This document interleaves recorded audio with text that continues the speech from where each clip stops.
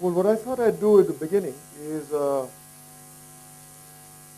I'm starting out the session, is in general in India we tend to always wallow in the past. So whoever you talk about civilization of 5,000 years ago, and that's a way of forgetting the mess we're in today.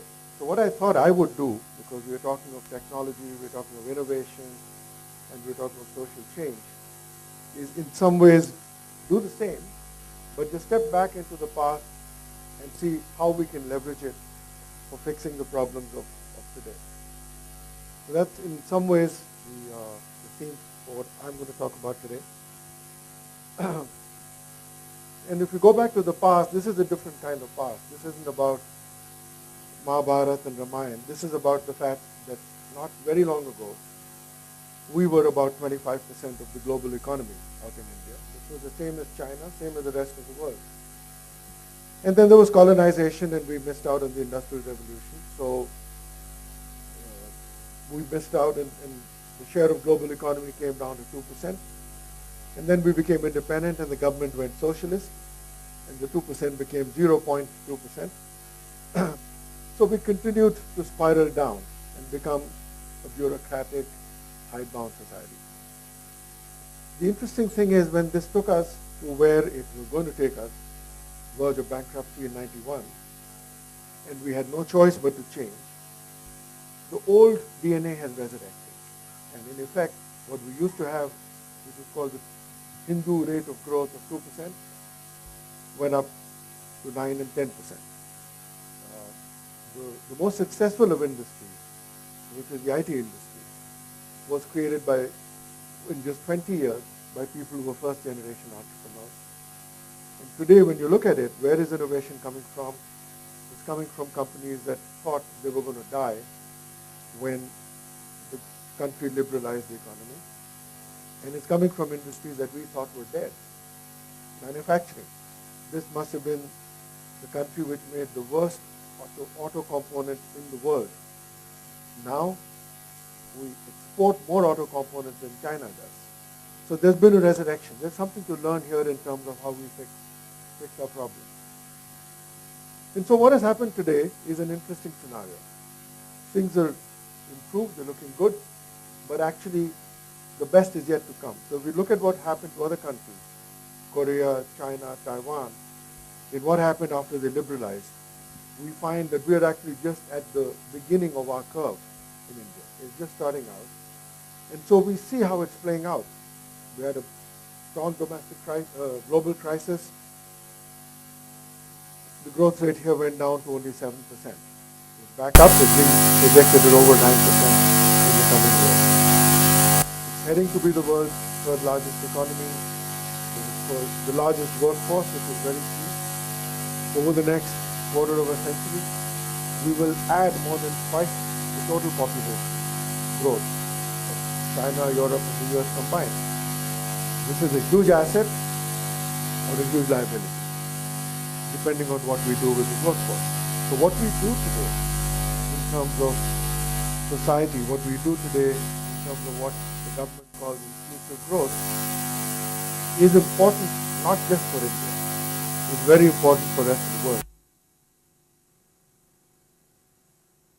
What has also happened is the thing that actually made the US economy boom, a large domestic market. So we are now reaching critical mass in many areas. So in many, many sectors, India is now amongst the top 5 markets in the world.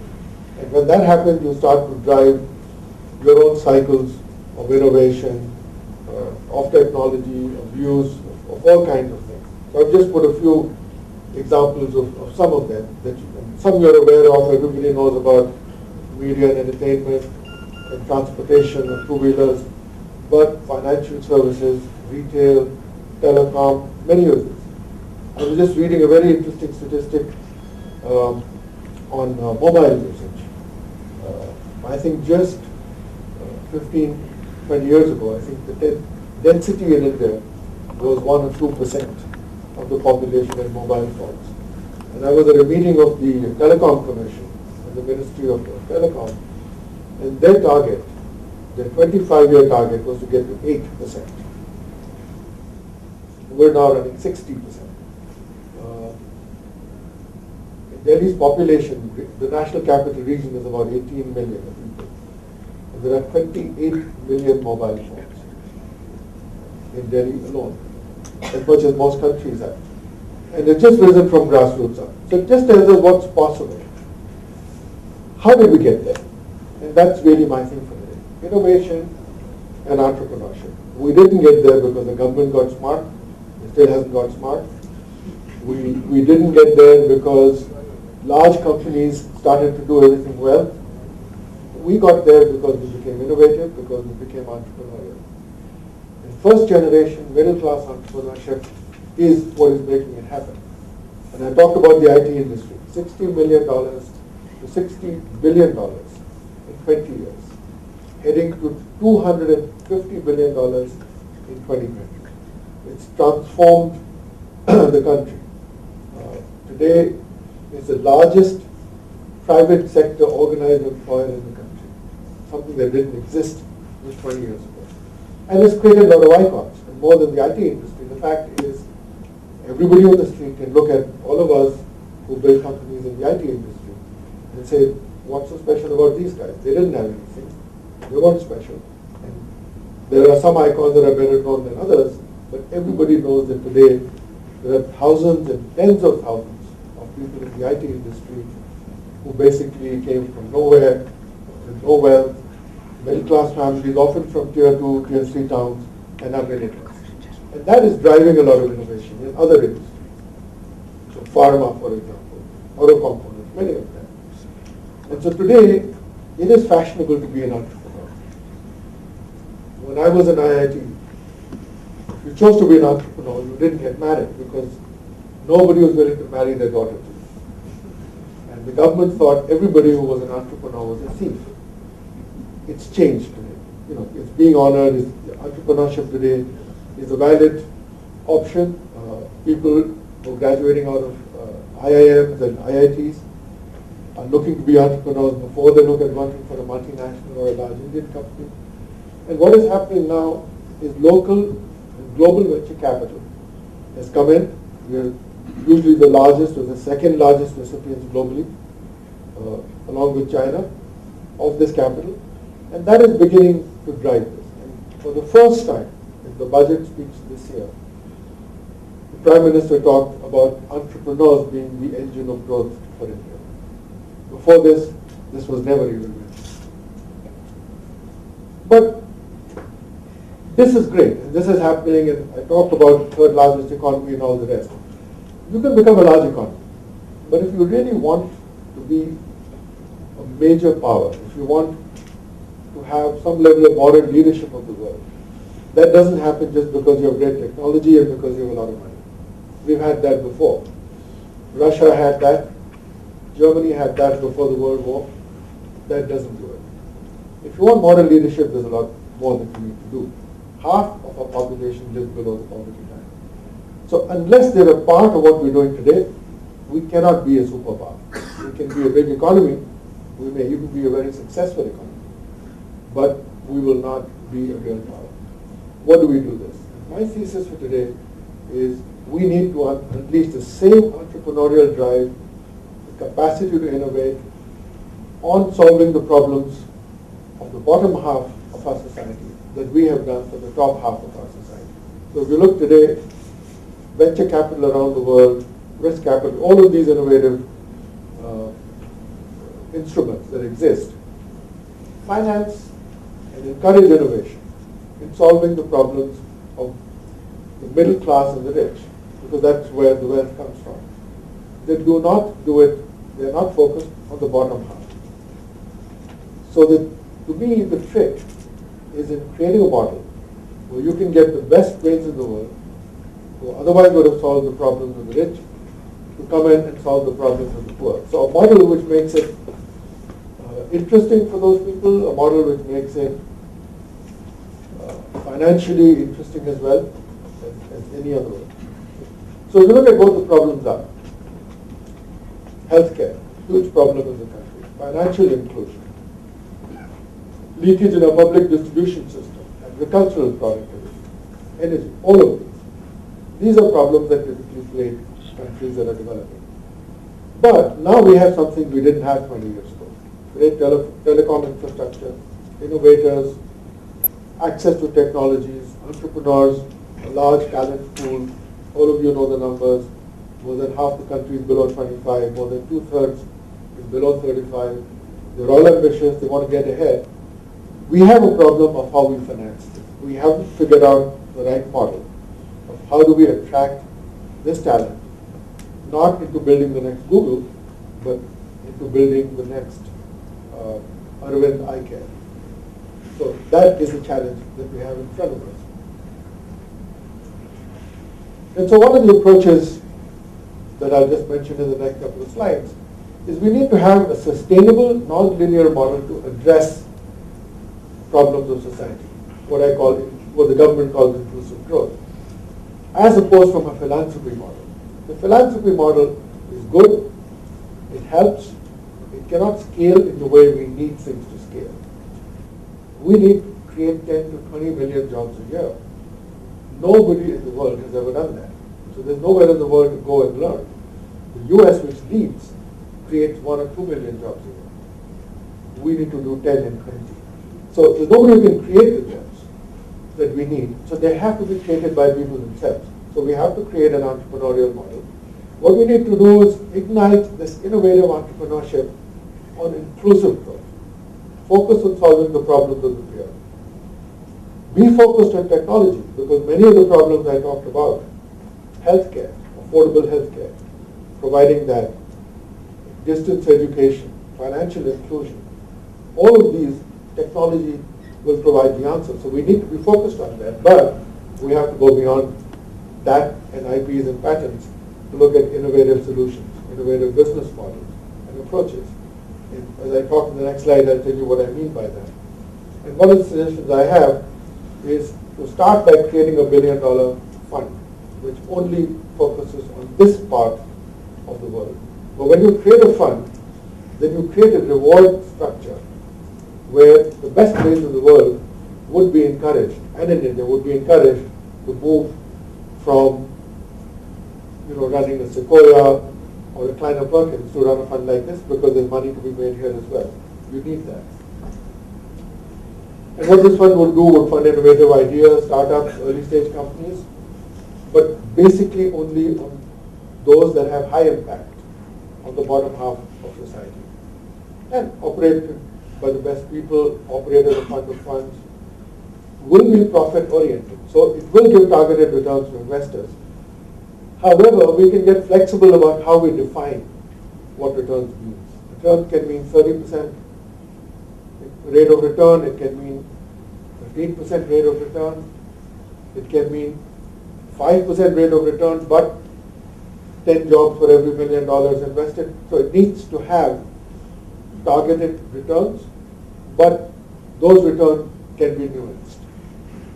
There will be some forms of capital that just want standard returns, and there will be some kinds of capital that are happy to say, well, give me my money back, but I'm happy if you've created 10,000 or 1 million jobs with my money.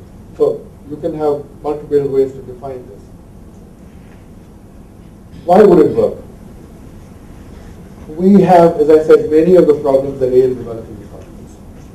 But unlike many of these countries, we also have the means to solve them. Telecom is a big need to solve these problems. Information technology is a big need. We have competencies in both of those. We are world-class entrepreneurs, young talent pool. And if you look today, entrepreneurship is on every agenda. So it's the right time. The entrepreneurs in India are very special, particularly for solving problems at the bottom of the pyramid. Because there's a middle-class mentality on costs. All the entrepreneurs today come from middle-class, tier 1, tier 2, tier 3 towns. They have a middle-class mentality on costs. They can do more with less. It's not just about jugaad. For those of you who are familiar with the term, it's finding a way to solve a problem. no matter what the problem is, no matter what the circumstances are. But so there's innovation to get around, find a solution. And this innovation mindset is beyond technology. It's into business models. And because of where these entrepreneurs come from, there is a lot of social awareness. They understand the issues. Many of them have faced those issues. And in many ways, the market is very special. And this is where this is sort of pretty much at the end of what I wanted to say. Is this, if you look at it, is the world's largest market for products and solutions that are aimed for the bottom half of the pyramid. Nobody else has this big a market. What do we need to do? If we get the right offering at the right price, the market explodes. So when the mobile phone first came, and I bought the first one, it was 14 rupees a minute to call, and it cost 50,000 rupees for a cell phone. Look at it today. It's not even the equivalent of a cent. Coast to coast. You can buy a phone for 1,000 rupees. You can buy a service for life for 999. What did that do? There was innovation in how the offering was packaged. What did it do? 600 odd million phones today. We don't understand the innovation that's happened. Bharti Telecom today has completely innovated how a service provider runs. It just manages a brand. All of its IT is done by IBM. All of its networking is done by Nokia. There's a revenue share. So Bharti can afford to expand more than any other company because it doesn't have to put up all the money. Everybody's sharing in the risk rewards. And the scale has created a situation today where if you want to, the whole concept of prepaid is a big concept that got built and rolled out in India. Today, if you want to charge your phone for $1, $1 or $2, you can just do it in a minute. Nowhere in the world would it be practical and economical to recharge your phone for $1 or $2. So there's a whole lot of innovation that's been built in, not in technology, but in the business model of how companies are run, how phones are distributed, how the offerings are packaged. 999 rupees for life. You know, it's an offering that almost nobody can refuse. You have a connection for life. You don't realize what the hidden costs are when you start paying costs. But for a lot of people, like for a lot of people for their drivers, that's fine. They only receive calls. What does it cost? So it's just created all of that. So if you just go down, you have Arvind Eye Care, which does more eye surgeries than all of the national health services in the UK. Higher success rate, 5% of the cost. Jaipur Foot, exactly the same statistic, has more functionality on the foot, on the limbs, than anybody else does anywhere else. So if you look at it, nowhere else in the world has a microfinance company gone public. Just take away the mess that's hitting the roof right now on the IT offering. But the reality is, it's an innovation. It takes a microfinance company public. You just reduce the cost of capital by doing that. So across the piece, there are numerous examples. I have just put a few here. The point I just wanted to make over here is that the way for us to look at inclusive growth, the way for us to leverage innovation and technology for social good is for us to focus on those things that actually we have core competencies in. Entrepreneurship, the ability to think out of the box, the ability to innovate, and to realize that all these solutions do exist right here. But create a model in which it becomes practical and financially sensitive for people to engage and do it. Because if it is sustainable, more of it will happen. If this $1 billion fund actually gives a return, lots of $1 billion funds will come around. Government money will go in. And in many ways, we change the model that we're using today, which is pure philanthropy, not very scalable. A lot of government top-down money where 80% gets lost on the way, to a model which will start to put real innovation, real entrepreneurship at work and solving the problems that I think are solvable today. And it's not just entrepreneurs who are doing it. If you look at that list, The FMCG industry is all multinationals. 40% of their growth today comes from those sachets that they sell in the rural areas. Why? Because they just realize one small factor, that a person who's on daily wages doesn't have the money to buy a large shampoo bottle which is in inventory for 2 months, but he can buy it for that day. Wants to buy it for that day. And that has changed that industry. So it can come from everywhere if we just look at it. So that's all I needed to say today. So I am very bullish that we can solve the problems. We just need to look at it innovatively. Thank you very much.